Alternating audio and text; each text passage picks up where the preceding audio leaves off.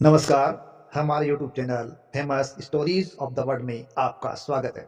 और आज की हमारी कहानी है मेवाड़ी रणबांकुरे से संबंधित एक ऐसा युद्ध जिसने हिंदुस्तान के भाग्य को ही बदल दिया। और वो युद्ध था खानवा का युद्ध। खानवा का यह युद्ध 16 मार्च 1527 को आगरा से 35 किलोमीटर दूर खानवा गांव में बाबर और मेवाड़ के महाराणा सांगा के मध्य लड़ा गया था।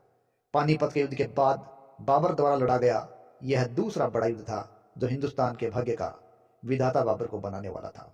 1524 तक बाबर का उद्देश्य मुख्य रूप से अपने पूर्वज तैमूर की विरासत को पूरा करने के लिए पंजाब तक अपने राज्य का विस्तार करना चाहता था, क्योंकि वह कभी उसका हिस्सा हुआ करता था। लेकिन बाबर ने पानीपत के पहले युद्ध में अप्रैल 1526 में दिल्ली के सुल्तान इब्राहिम लोदी को युद्ध क्षेत्र में ही मारकर भारत में मुगल साम्राज्य की स्थापना कर दी। और उसके बाद तो उसका लालच और बढ़ता चला गया। और अब वो यहाँ अपने आप को स्थापित देखना चाहता था। और अब उसकी नजरें उठी राजपुताने के महत्वपूर्ण शासक महाराणा सांगा की तरफ। हालांकि बाबर अपनी आत्मकथा तुजू के बाबरी में राणा सांगा पर यह आरोप भी लगाता है कि उसने मुझे युद्ध के लिए आमंत्रित कर लिया कि इब्राहिम लोदी से एक तरफ से बाबर युद्ध करेगा और एक तरफ से राणा सांगा। लेकिन बाबर को अकेला लड़ना पड़ा और राणा सांगा युद्ध क्षेत्र में नहीं आए। इस बात से बाबर नाराज था। लेकिन यह बात कितनी सच है कितनी झूठ है, इसके बारे में इतिहास में आज भी मतभेद है।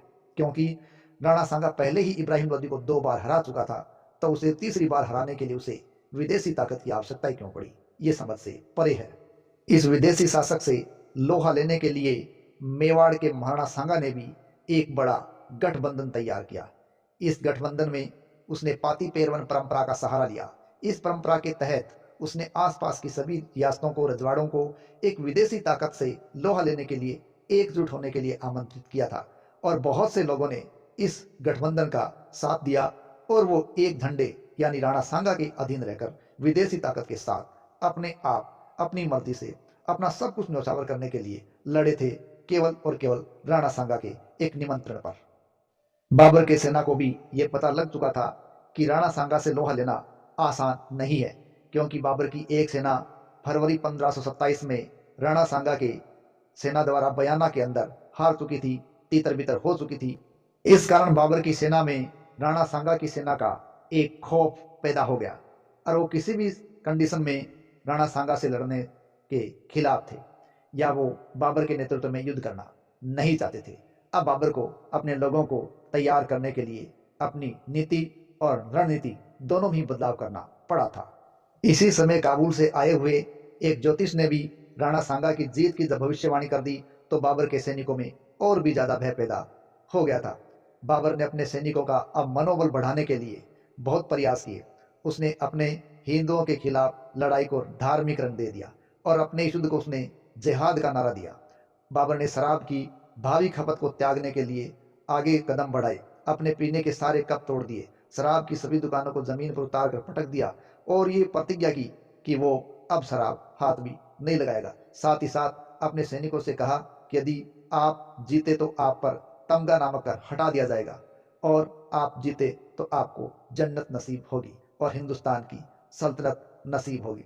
इस प्रकार बाबर ने अपनी सेना को मनोबल बढ़ाने के लिए ललकारा। इधर राणा सांगा भी बाबर के खिलाफ एक बड़ा गठबंधन तैयार कर चुका था। इसमें आसपास की लगभग सभी राजपूत रियासतें शामिल हुई थी।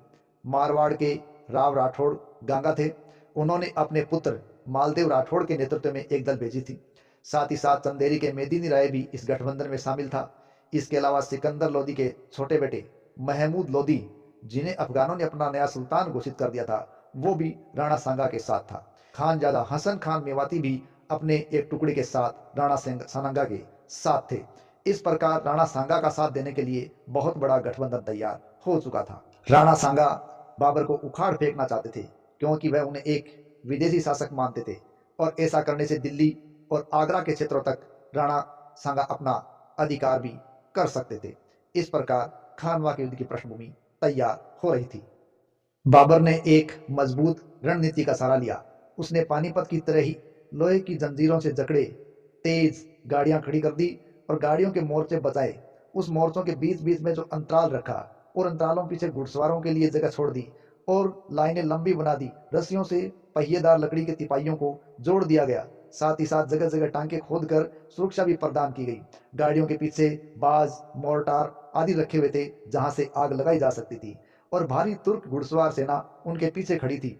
और कुलीन घुड़सवारों की 2 टुकड़ियां हैं उसने रिजर्व रख रखी थी। ये रिजर्व सेना तब आती जब उनको युद्ध आधे पहर तक चल चुका होता। इस प्रकार बाबर एक मजबूत, आक्रामक, रक्षात्मक गठबंधन तैयार कर चुका था। तो गोला बारूद को अच्छी तरह जचा चुका था। वो तुलुगमा युद्ध पद्धति को अभ्यस्त कर चुका था। 16 मार्च 1527 को खानवा का यह प्रसिद्ध युद्ध शुरू हुआ। इस युद्ध के दौरान कस्तूरी के शौर ने राजपूत सेना के घोड़ों और हाथियों के बीच भय पैदा कर दिया था। इसके कारण वे स्वयं ही अपने लोगों को रौंदने लगे थे। बता दें कि बाबर ने अपनी रणनीति के अंदर कस्तूरी और तोपों का भरसक इस्तेमाल किया था। राणा सांगा को मुगल केंद्र पर आक्रमण करना असंभव लग रहा था। उसने अपने आदमियों को मुगल गुटों पर हमला करने का आदेश दिया। दोनों गुटों में 3 घंटे तक लड़ाई रही। इस दौरान मुगलों ने राजपूत रानियों पर कस्तूरी और तीर से फायर भी किए, जबकि राजपूतों ने केवल करीबियों में जवाबी कार्रवाई की थी। बाबर ने अपनी तुलुगमा युद्ध पद्धति का सहारा लेने का भरसक प्रयास किया, लेकिन वो पूरी तरीके से इसे ले नहीं पा रहे थे। और 2 बार उन्होंने राजपूतों को पीछे धकेल दिया, लेकिन राजपूत घुड़सवारों के अथक हमलों के कारण वे अपने पदों से पीछे हटने के लिए भी मजबूर हो गए थे। लेकिन इसी समय रायसेन के सिलदी तंवर ने राणा की सेना का साथ छोड़ दिया और वो अब बाबर के पास चला गया। रायसेन के सिलदी तंवर के दल बदल ने राणा को अपनी योजनाओं को बदलने और नए आदेश जारी करने के लिए अब मजबूर कर दिया था। इस दौरान राणा सांगा को एक गोली लगी और वह बेहोश हो गए, जिसे राजपूत सेना में भ्रम पैदा हो गया और थोड़े समय के लिए लड़ाई में एक खामोशी छा गई। घायल राणा सांगा को युद्ध क्षेत्र से बाहर ले जाया गया और पीछे जनता या सेना का नेतृत्व झाला अज्जा ने किया था।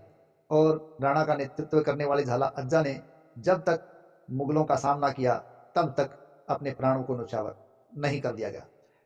हालांकि राणा के पश्चात झाला अज्जा ने अपना सर्वश्रेष्ठ नेतृत्व देने का प्रयास किया, लेकिन राणा की कमी से ये गठबंधन है वो लगभग बिखर सा गया था। क्योंकि गठबंधन है वो राणा के नेतृत्व में था तो ध्वस्त हो चुका था और राणा को युद्ध क्षेत्र से उसके लोग ले जा चुके थे। और इस प्रकार युद्ध पूरा का पूरा बाबर के पक्ष में चला गया। और इस प्रकार खानवा का ये संघर्ष बाबर ने जीत लिया। और बाबर जीत कर अब उस खौफ से भी आज़ाद हो गया जिस खौफ को उसने अपने मन में पाल रखा था कि पानीपत के बाद यहाँ मेवाड़ ऐसा क्षेत्र है जो उससे लोहा ले सकता है। अब वो मेवाड़ भी नेस्तनाबूद हो चुका था। इधर घायल राणा सांगा है, उसका निधन हो गया। उसके बारे में अलग अलग कथन है। कुछ के अनुसार उसके लोगों ने ही उसको जहर दिया था और कुछ के अनुसार बीमार होने से उसकी मृत्यु हुई थी। हालांकि इतना जरूर है कि राणा सांगा जब मरे थे तो उनके शरीर पर 80 घाव थे और उसे सैनिकों का भग्नावशेष नाम दिया गया। और वाकई राणा सांगा मेवाड़ का एक वीर सपूत, सच्चा सपूत और स्वामी भक्त था जो अपनी मातृभूमि के लिए मर मिटा, लेकिन विदेशी के सामने उसने घुटने टेकना कभी स्वीकार नहीं किया। तो ये था खानवा का संघर्ष जिसने अपने आप को स्थापित करने में राणा ने कमी नहीं छोड़ी, लेकिन बाबर ने इसी युद्ध के बाद मुगल सत्ता की स्थापना सही तरीके से कर ली।